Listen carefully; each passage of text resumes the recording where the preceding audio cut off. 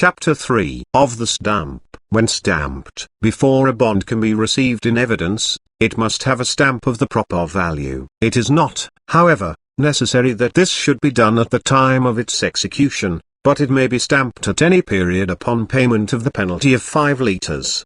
Unless the bond requires a progressive duty, in which case the penalty is 10 litres. The addition of another obligor after the execution of the bond, but before it has been accepted by the obligee, will not render a fresh stamp necessary, and though several persons are bound for the performance of certain acts by each and every of them, yet the whole being one transaction a single stamp is sufficient.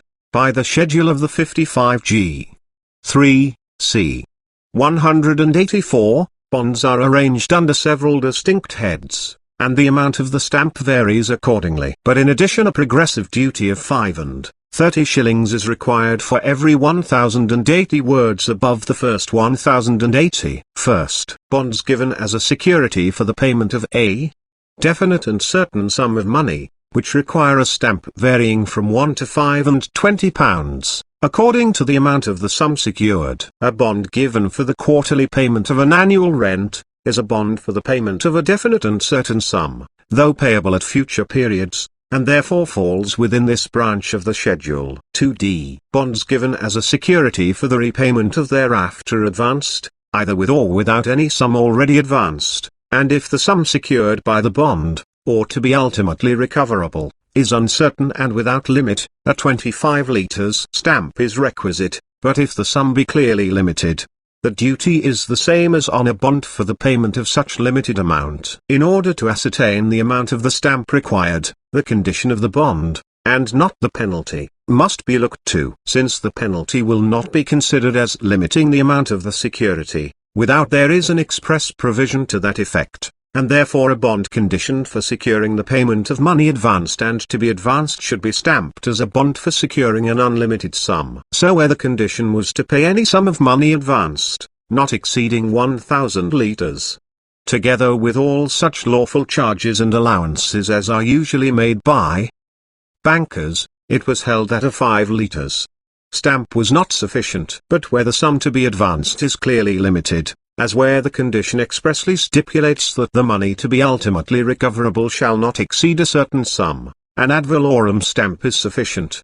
3d. Bonds given as a security for the transfer of stock, security for transfer of which require the same stamp as a bond for the payment of money equal to the value of the stock on the day of the date of the bond, or on any 10 days preceding. 4th. Bonds for the payment of money secured by mortgage, bearing even date with the bond, or for the performance of covenants contained in the mortgage deed, require only a 1 litre stamp. Where one and the same sum of money was secured by mortgage deed and by bond, which were executed at the same time, but did not bear the same date, and the mortgage deed was impressed with an ad valorem stamp, and the bond with a stamp of 1 litre, it was held the bond was not properly stamped. 5th. Annuity bonds. If the bond is the principal security for the payment of the annuity upon the original creation and sale thereof, it must bear the same stamp as an actual grant or conveyance. If merely a collateral security, given upon the original creation and sale of the annuity,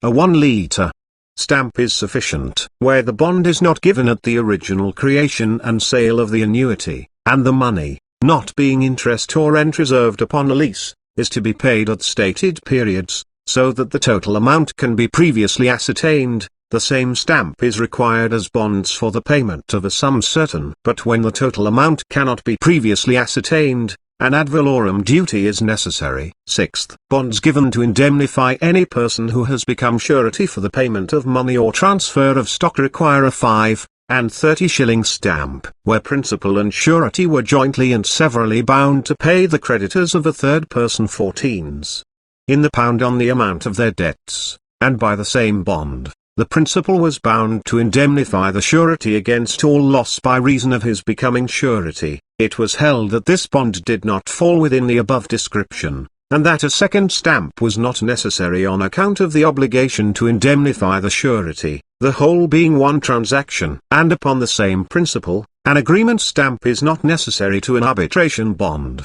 containing, besides the usual covenants, an agreement as to the payment of costs.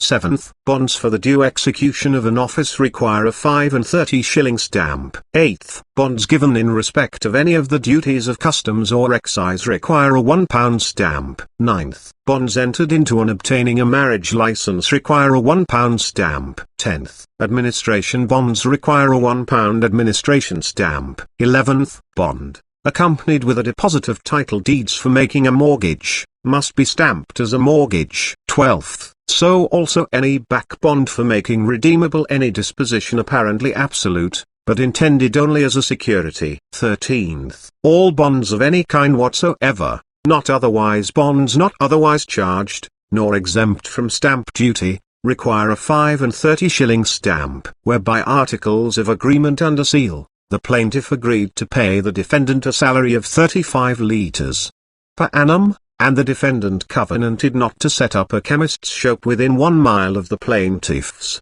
and the plaintiff and defendant were mutually bound in the penalty of 6,001.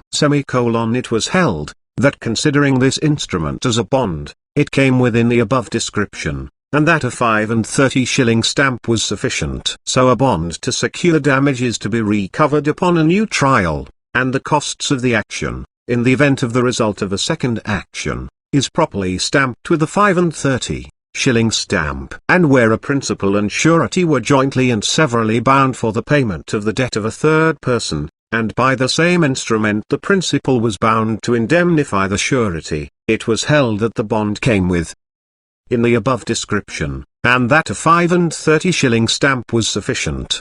Certain bonds are expressly exempted from stamp duty, as bonds given by the collectors of taxes, and c. And it has been decided in a late case, that a bond given by the collector of assessed taxes for the due payment of moneys received by him is within the exemption of the above-mentioned Act, notwithstanding the sum thereby secured exceeds the amount of the whole duty to be collected in the district. Endorsements of receipt of money due on bond are also exempted from receipt stamps, and where such endorsements have left no blank space for receipts of subsequent payments to be written on the bond, such receipts on an unstamped piece of paper annexed to the bond are admissible in evidence. The 5GO 4 C 41 has repealed the stamp duty on bail bonds, replevin bonds, bonds by petitioning creditor of bankrupt, and the assignment of all such bonds.